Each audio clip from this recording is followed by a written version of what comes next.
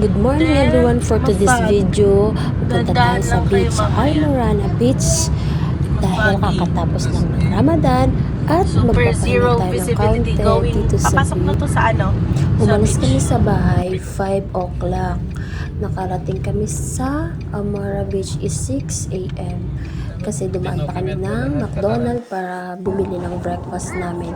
Napaka-fog ang paligid, nakafog ang dinadaanan namin papunta dun sa Almana. Yan, nakarating kami. Tingnan nyo naman, mga langga, ang paligid. Napakaganda, napakalinis ng beach dito sa Qatar kasi nakikita ko mayroon talagang sumusunod na nangunguha ng mga nangunguha ng mga basura, kaya napakalinis talaga tingnan ang paligid nila dito.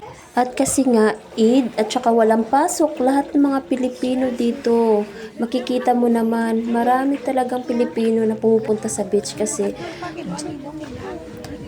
yan lang naman ang araw na Eid at walang pasok at makapagpahinga sila ng maayos, makapag-beach, makapag-banding sa kanilang pamilya, makapaggala sila kasama yung mga kaibigan, family, relatives nila dito sa Qatar.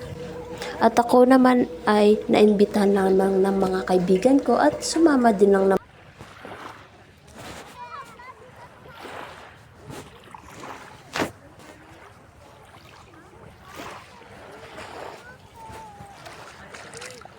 Oh, lamig.